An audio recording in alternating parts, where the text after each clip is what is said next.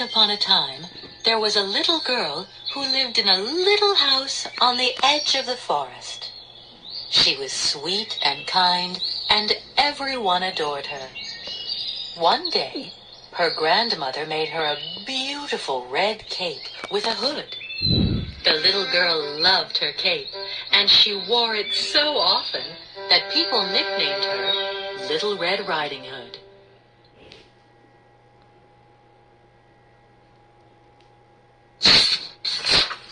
Little Red Riding Hood's grandmother lived alone on the other side of the forest. She was quite old and didn't leave her house very often.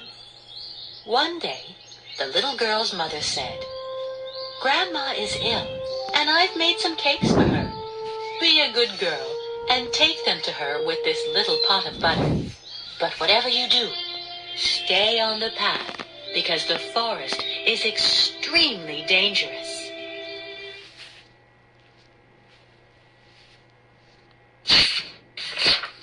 Little Red Riding Hood promised she'd stay on the path.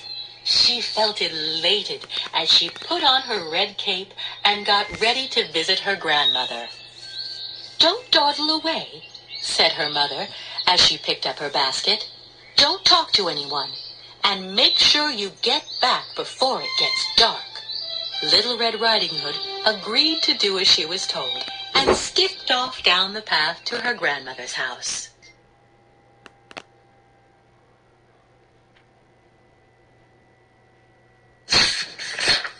As the little girl made her way through the forest, a hungry wolf caught sight of her.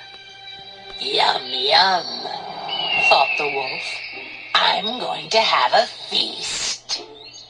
His mouth began to water as he crept closer and closer to Little Red Riding Hood. And then he thought, "I'd better be careful and clever if I don't want to make her suspicious."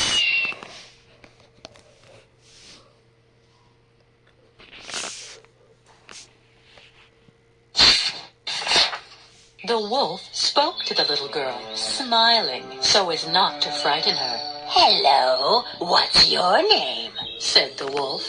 Little Red Riding Hood was not suspicious at all. "Hello," she replied. "They call me Little Red Riding Hood." "And where might you be going, Little Red Riding Hood?" asked the wolf. "I'm going to visit Grandma, who lives on the other side of the forest," she said, pointing in the direction of her grandmother's house.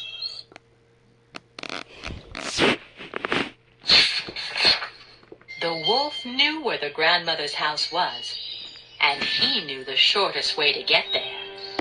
He quickly ended the conversation. "It was really nice to meet you. See you soon," he said, and wasting no time, hightailed it to the grandmother's house before Little Red Riding Hood could get there. Little Red Riding Hood was in no hurry. She picked hazelnuts, chased butterflies, and meandered along.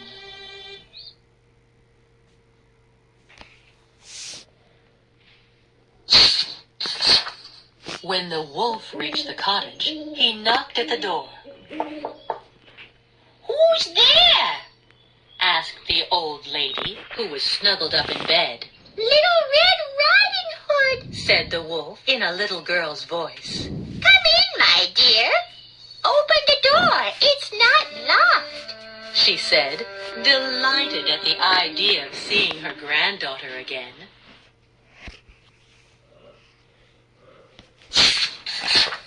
The wolf opened the door and hurried inside. The old lady was very surprised. But, you're not Little Red Riding Hood. Please, don't eat me, Mr. Wolf. Take what you want from the kitchen, but don't eat me," she said.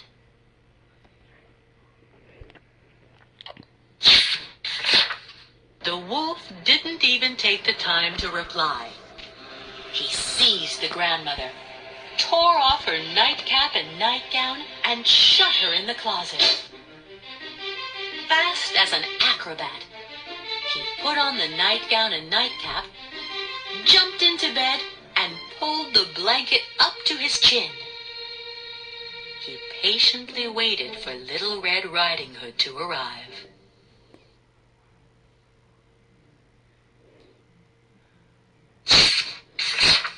It wasn't long before the little girl approached the house. She knocked at the door. "Who's there?" asked the wolf, imitating a frail old lady's voice. "It's Little Red Riding Hood. I've brought you some cakes that Mommy made this morning." "Come in, my dear," said the wolf. "The door isn't locked." And Little Red Riding Hood went in.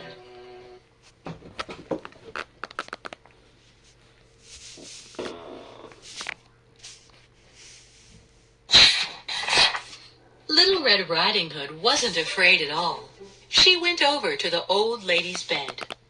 As she got closer, she was amazed at how strange her grandmother looked.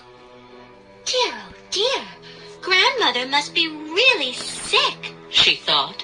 She put her basket on the floor, sat on the end of the bed, and simply stared.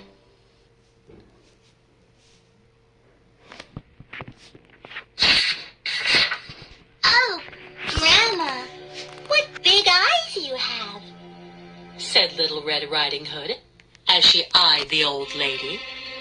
"All the better to see you with, my dear," said the wolf. "Oh, Grandma, what big ears you have," said Little Red Riding Hood. "All the better to hear you with, my dear," said the wolf.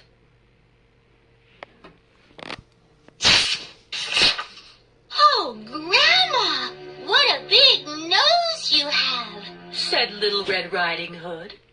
"All the better to smell you with, my dear," said the wolf. "Oh, Grandma, what big teeth you have," said Little Red Riding Hood, trembling. "All the better to eat you with," cried the wolf, and he threw off the blanket, took off the grandma's nightcap, and leapt off the bed, snatching at Little Red Riding Hood with his sharp claws.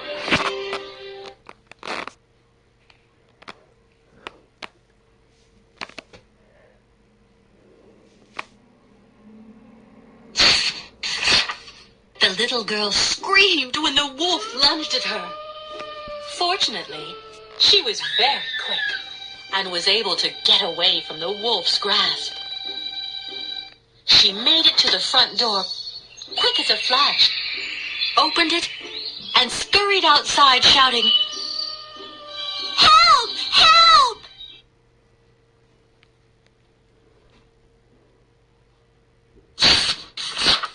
Luckily, a hunter who was walking nearby heard her. He ran towards the house as fast as he could.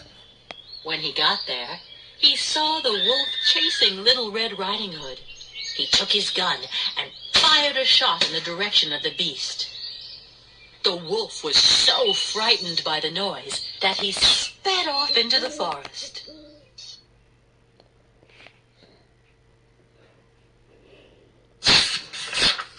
Little Red Riding Hood thanked the hunter for saving her life, and they returned to the house. Once inside, they heard a noise emanating from the closet.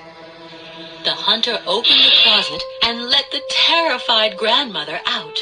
She made Little Red Riding Hood swear that in the future she would never, ever talk to strangers, even if they seemed very kind.